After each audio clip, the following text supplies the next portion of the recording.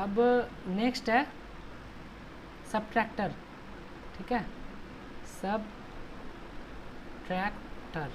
ठीक ना, सबट्रैक्टर। इसको क्या बोलते हैं, डिफरेंस एम्पलीफायर भी बोलते हैं, ठीक है, डिफरेंस एम्पलीफायर। अब देखो इसका सर्किट उस टाइप का उतना नहीं होगा, एडर तो हम कितना भी ऐड कर सकते थे, लेकिन सबट्रैक्टर हम लोग सिर्फ 2 ही इनपुट के लिए करेंगे, है ना। तो देखो यहाँ पे हम एक ऑप एम्प बनाते हैं, ठीक है, ये रहा तुम्हारा ऑप एम्प, ये रहा इसका आउटपुट।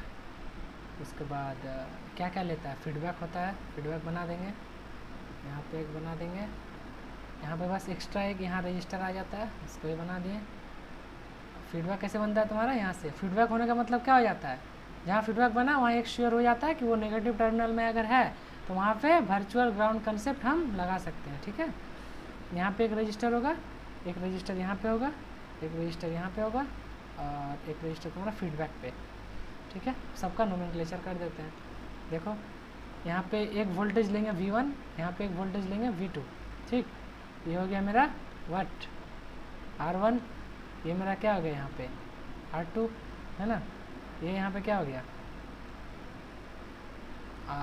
R2 हो गया यहाँ पे, इसको R3 कर लो, इसको R3 कर लो, इसको R2 कर लो, इसको R4 कर लो, है ना, और इसको कर लो ग्राउंड, ठीक। ये इन्वर्टिंग टर्मिनल, ये नॉन इन्वर्टिंग टर्मिनल, एक तुम्हारा आउटपुट V0, ठीक है, बराबर। अब देखो सबसे पहला कंक्लूज़न कि जब भी तुम्हारा इस टाइप का सर्किट आया तो एक चीज़ तो श्योर है, करंट 0 एम्पियर होगा, यहाँ पर भी करंट 0 एम्पियर होगा, है ना। अगर करंट 0 एम्पियर हुआ तो सारा वोल्टेज कहाँ से आएगा, सारा करंट कहाँ से, यहाँ से आएगा। यहाँ से जो करंट बनेगा वो सीधा यहीं से इधर आ जाएगा, इधर तो कोई करंट नहीं जा रहा है, इसका मतलब ये कौन सा बना, सीरीज़। और सीरीज़ में हम क्या कर सकते हैं, वोल्टेज को डिवाइड कर सकते हैं, यानी वोल्टेज डिवीज़न रूल लगा सकते हैं। तो यहाँ पे अगर वोल्टेज डिवीज़न रूल लगाने गए तो क्या होगा, तो चलो सबसे पहले ना एक काम करते हैं, इसको बाद में सॉल्व करते हैं। पहले हम लोग पहले वाला पार्ट को, इसको हम लोग क्या करते हैं, सुपर पोजिशन से सॉल्व करते हैं, ठीक है, बाय सुपर पोजिशन थ्योरम, ठीक है। सुपर पोजिशन थ्योरम में क्या बोलता है कि एट ए टाइम सिर्फ एक ही इनपुट को हम मानेंगे और दूसरा इनपुट ग्राउंड हो जाएगा, ठीक है। तो अब क्या करते हैं, इसका हम 2-4 कॉपी बना लेते हैं, 1 2। अब देखो सुपर पोजिशन थ्योरम क्या बोलता है कि हम जो है एट ए टाइम एक ही इनपुट को ले सकते हैं। तो ठीक है, चलो एक काम करते हैं, हम लोग सबसे पहले V2 को ग्राउंड कर देते हैं। V2 को अगर ग्राउंड कर देते हैं तो बोलो तुम ही लोग, अगर ये मेरा V2 हो गया ग्राउंड, V2 ग्राउंड हो गया तो ये भी ग्राउंड, ये भी ग्राउंड, यहाँ पे कोई करंट फ्लो होगा, नहीं होगा, नो करंट, माने यहाँ ड्रॉप कितना ±0 वोल्ट, यहाँ भी कितना ±0 वोल्ट, यानी यहाँ पर कितना हो जाएगा बोलो, ये टर्मिनल में कितना 0 वोल्ट हो जाएगा। और उस हिसाब से वर्चुअल ग्राउंड, इनपुट अभी हम V1 से ले रहे हैं, इसको ग्राउंड कर दिए। हाँ, पहला स्टेप में क्या करते हैं, हम लिख देते हैं यहाँ पे कि मेक V2 ग्राउंड। हाँ, ये मेरा पहला स्टेप हो गया, ठीक। तो जैसे स्टेप किए तो ये यहाँ पे 0 होगा, तो यहाँ 0 मतलब यहाँ पर भी 0 वोल्ट। अब बोलो अगर ये वाला पार्ट तुम्हारा संभव, ये तो ओमिट हो गया पूरा फिगर से, ये तो पूरा ग्राउंड हो गया। अगर ये वाला पार्ट पूरा ग्राउंड हो गया तो बाकी सर्किट कौन सा बचा, इन्वर्टिंग या नॉन इन्वर्टिंग, बोलो। ये सिंपल क्या बन गया, इन्वर्टिंग कैसे होगा, इनपुट तो हम कहाँ दे रहे हैं, हम इनपुट तो दे रहे हैं नॉन इन्वर्टिंग में ना। हाँ, इन्वर्टिंग में दिए, तो इन्वर्टिंग का आउटपुट क्या होता है तुम लोग खुद जानते हो, अब एक्सपर्ट हो गया। V0 इक्वल टू क्या, -RF/RI इंटू Vin, है ना। ये मेरा क्या था, इन्वर्टिंग के लिए आउटपुट था, ठीक है। तो ये क्या हो जाएगा, RF क्या था, ये वाला मेरा RF था, तो हम क्या किए माइनस क्या लिख सकते हो R2 बाई नीचे क्या लिख सकते हो R1, यही है ना मेरा R2 R1। और Vin क्या है मेरा, V1 है, ये मेरा क्या बन गया V0, पहला बन गया, पहला आउटपुट मिल गया ना हमको, समझ रहे हो। ये मेरा क्या था, पहला आउटपुट।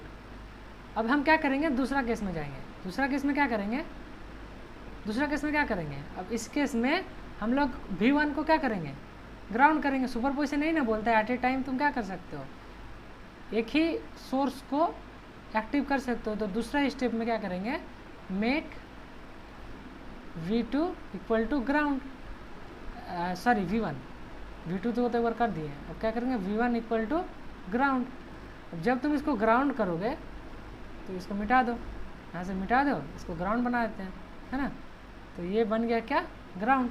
और जब ये ग्राउंड बन गया तो बोलो अब यहाँ पे क्या हो जाएगा, ये इधर तो इनपुट में 0 करंट जा रहा है, तो ये सर्किट क्या होगा, यहाँ से सीरीज बन गया। देखो ये समझ पा रहे हो, यहाँ से क्या होगा, यहाँ से सीरीज सर्किट बन गया।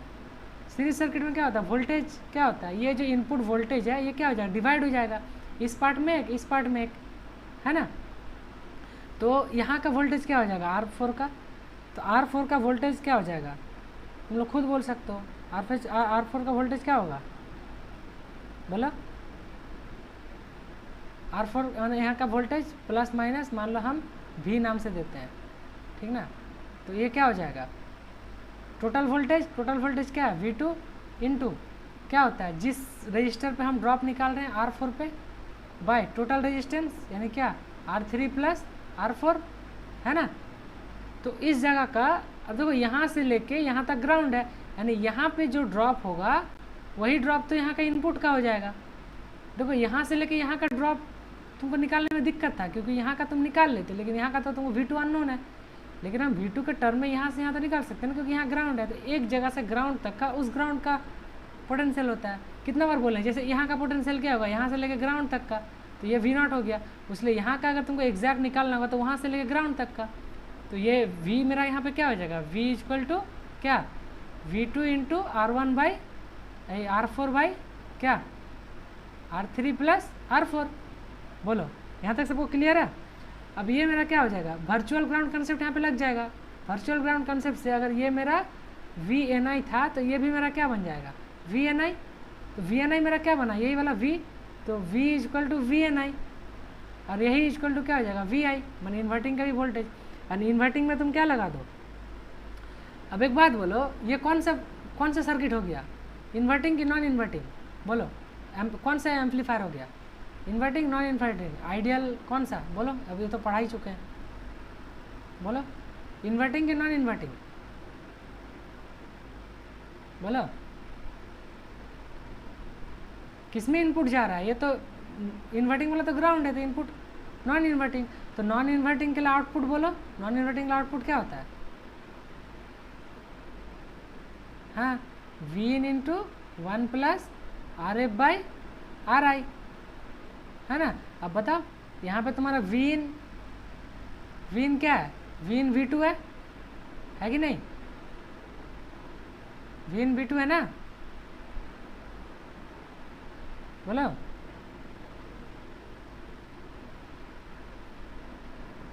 अब V in V2 थोड़ी है, V in तो ये वाला हुआ VNI।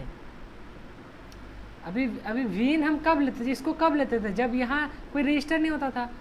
अभी इनपुट वोल्टेज यहाँ पे ना हम लेते हैं जो टर्मिनल पे लगता है, तो टर्मिनल पे कौन सा वोल्टेज है, VNI।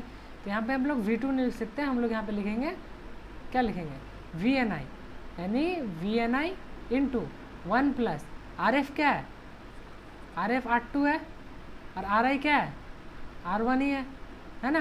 ये मेरा आउटपुट हो गया।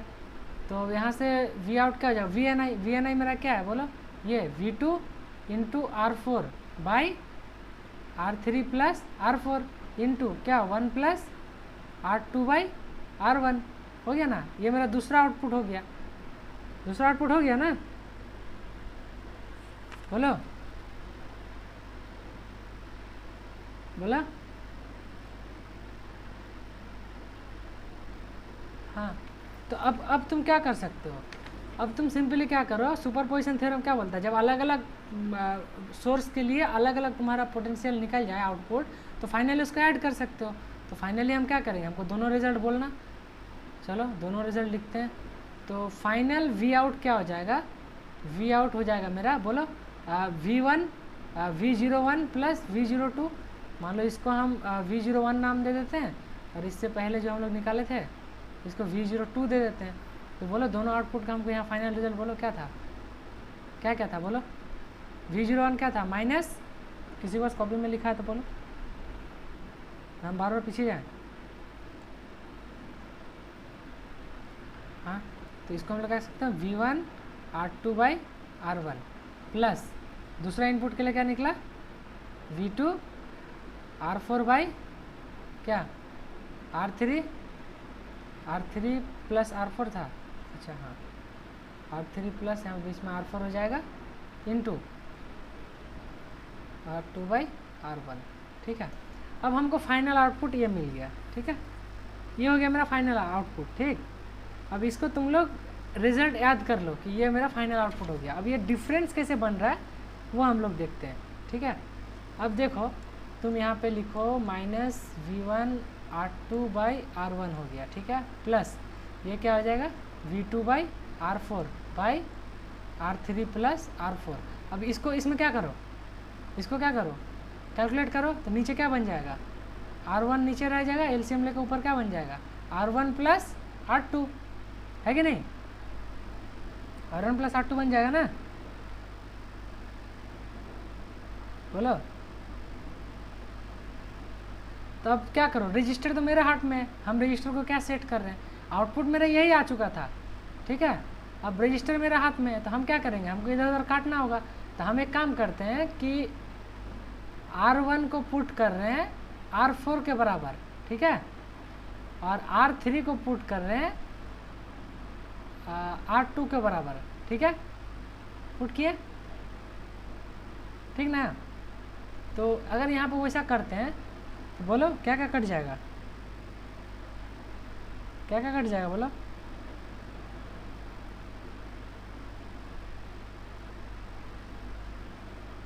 बोलो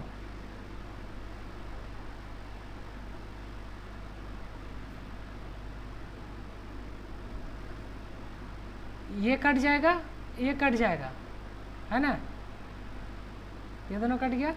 अब R1 R4 रुको, यहाँ पे ये कट गया, बचा क्या तुम्हारा R2/R1 प्लस V2 R2।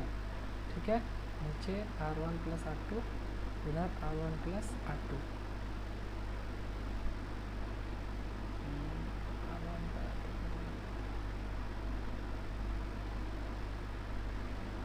अच्छा रुको रुको, यहाँ पे R1 प्लस R2 है ना, तो थोड़ा सा इसमें दिमाग लगाओ ना, इसे जो कटे एकदम प्रॉपर।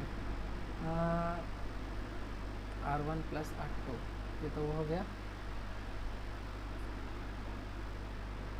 नहीं नहीं, इसको नहीं काटना है हमको, इसको काटेंगे तो खेला ख़त्म हो जाएगा। थोड़ा सा बस, थोड़ा सा रुको। R3 ना R2 बाई, अच्छा मान लो तुम पुट करते हो R2 को R4 के बराबर। ठीक है, R2 को R4 के बराबर पुट करो। हाँ, और R1 को पुट कर दो, किसको R1 को पुट कर देते हैं कर R3, अगर ऐसा कर देते हैं, नहीं कुछ तो थोड़ा सा लॉजिक बैठाना पड़ेगा यहाँ पे, मेरे पास ये फाइनल रिजल्ट लिखा हुआ है नहीं, तो थोड़ा सा कंफ्यूजिंग है। क्या कर सकते हो, अच्छा मान लो हम एक काम कर दिए, हम क्या किए, सारा को हम मान लो R ही मान लेते हैं।